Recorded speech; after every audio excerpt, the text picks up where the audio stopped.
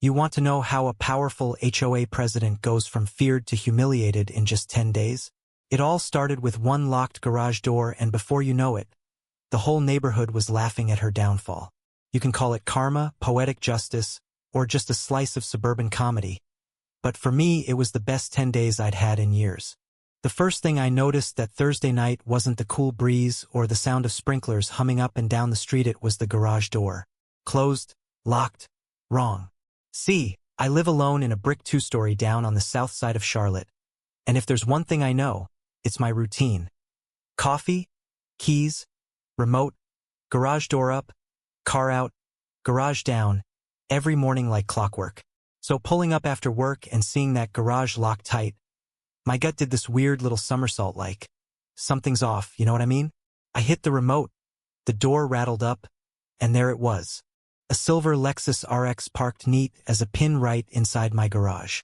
Not blocking it inside it like it belonged there. I just stared for a second. I don't own a Lexus.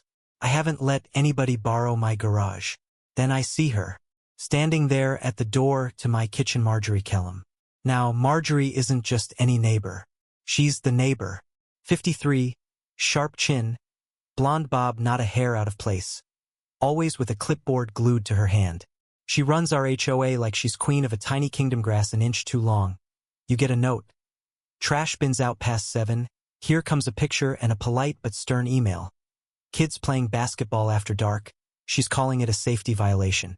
I set my briefcase down, trying to keep my voice calm. Marjorie, do you want to explain why your Lexus is sitting in my garage? She doesn't flinch, just folds her arms like I'm a kid who missed curfew. Street parking violates community standards, Calvin, she says, all crisp and official. I was at a board meeting, couldn't leave my car on the curb. Your garage was empty. So I used a temporary situation. I actually laughed. A dry, are you serious laugh. Temporary? You broke into my house. Her voice jumps up. It wasn't breaking in.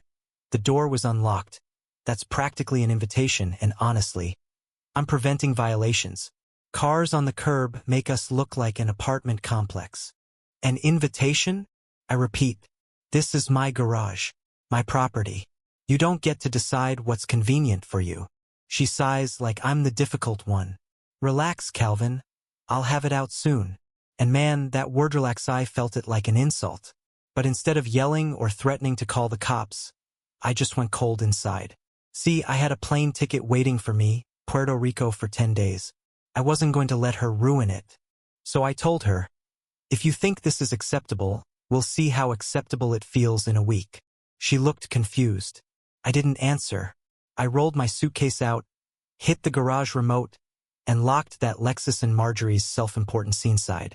She was still shouting about board policy when I shut the door behind me, slid into my ride share, and headed off to the airport, leaving her and that sparkling Lexus to stew in my garage. Let me back up. You need to understand. Marjorie's whole life is about control. That garage door started the dominoes. The next morning, while I was chasing the sun in San Juan, she was in full panic mode. Her Lexus, her pride and joy, locked in my garage, and me not picking up my phone. Her husband Douglas was not impressed. You parked where? He asks, nearly spilling his coffee. Calvin's garage, she snaps back. Douglas just shakes his head. You know the man works with computers, right? You think he won't notice his garage magically closes with your car inside? You expect him to thank you for the free parking. But Marjorie never admits fault. She marches over to Carolyn Ruiz, the treasurer, kind woman, works nights as a nurse. My car's stuck in Calvin's garage, she blurts. Carolyn just blinks. You parked it there, why? Marjorie's voice goes up. I was at the meeting. The space was empty. It was logical. Carolyn folds her arms. Logical? You went in his house without permission. That's not in any bylaw. You've gone too far. That stung. Marjorie's used to people grumbling, not pushing back. Her week only got worse. With one car stuck, she needed rides. She started bumming lifts from the same neighbors she's written up about mailbox paint and weeds. Gordon Hayes, retired postal worker, gave her a ride and couldn't help himself. Didn't think the HOA ever needed help from us mere mortals. By the time she limped into the weekly board meeting without her clipboard, the whispers had spread. "Where's the Lexus tonight, Marjorie?" "Still in storage." Pauline Jennings, another board member, teased. The room burst out laughing. Marjorie barked about bylaws, but Carolyn just ended the meeting early, muttering about leadership credibility. Walking home, Marjorie felt her grip on the neighborhood slipping. People didn't fear her anymore. And every day I stayed in Puerto Rico, her problems multiplied. My vacation was beaches and mojitos, but for Marjorie it was a circus. She called me a dozen times, voicemails piling up, emails bouncing off my autoresponder. Out of office until the 14th. She tried everything. Called the HOA attorney, no help. Walked into the police station, thinking she'd file a report. The desk officer just looked at her and said, "You entered his property without consent. That's trespassing. You're lucky he hasn't pressed charges." Douglas, tired of her drama, stopped driving her around, handed her the car keys but said, "Only for errands. I need it for work." Suddenly, Marjorie, queen of the cul-de-sac, was riding the bus, walking to the pharmacy, running into neighbors who used to dread her HOA letters but now just watched, amused. The best twist? Gordon started a garage watch, neighbors sitting outside with beers every evening, just waiting to see if anything would happen. Someone snapped a photo of the Lexus through the garage door, posted it online, and the comments rolled in laughing, mocking, even betting on how long she'd last. Marjorie's humiliation became public property. Around day 8, the jokes got bolder. Kids chalked a fake garage on the sidewalk, drawing a little SUV inside. Someone taped a reserved parking sign to her mailbox. At the bus stop, Martha Pennington, always polite, asked, "Everything all right? Haven't seen the Lexus lately." Marjorie bit back, "It's in for maintenance."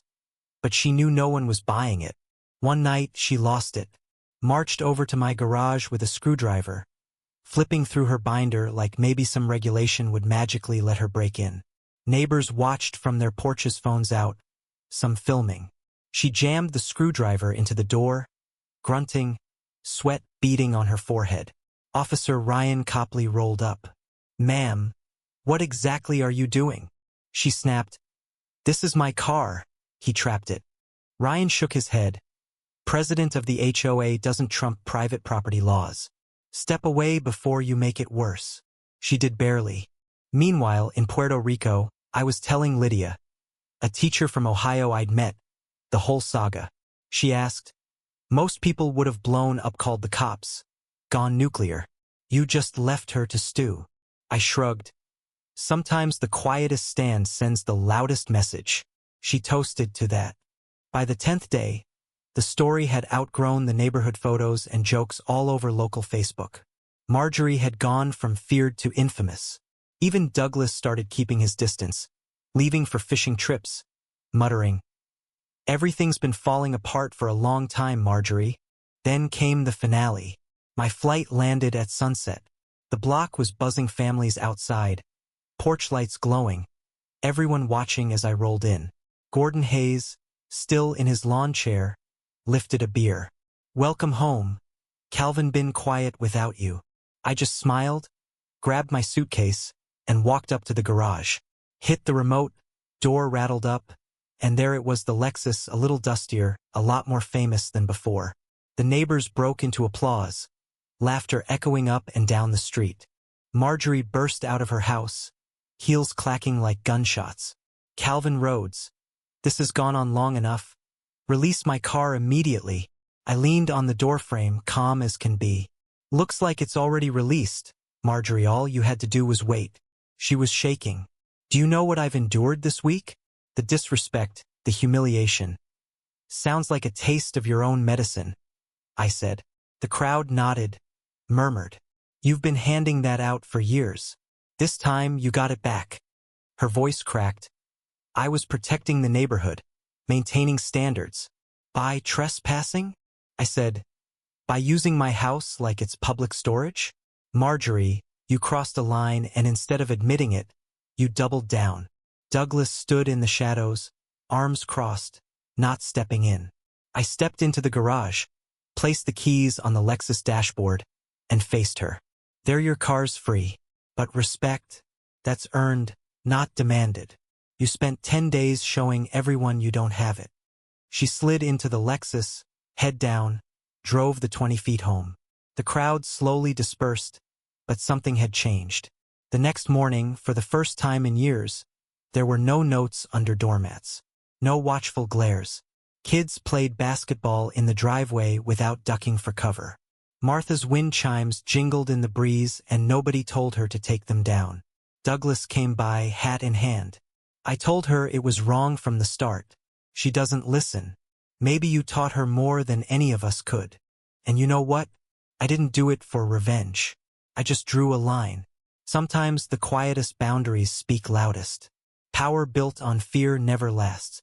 Leadership, real leadership, is about trust, not control, and when you lose that, well, even the queen of the cul-de-sac can end up alone, watching from behind her own curtains.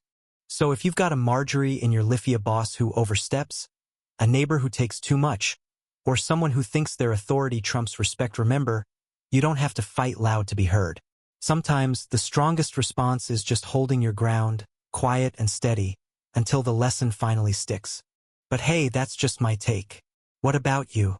Ever stood up to someone who crossed a line? Was it worth it, or did it just make things messier? Drop your story or your thoughts down below. Right or wrong, justice or overkill. I want to know what you'd have done in my shoes. And if you want more true tales of neighborhood justice, hit subscribe. Every street's got a story sometimes, the wildest ones are right next door.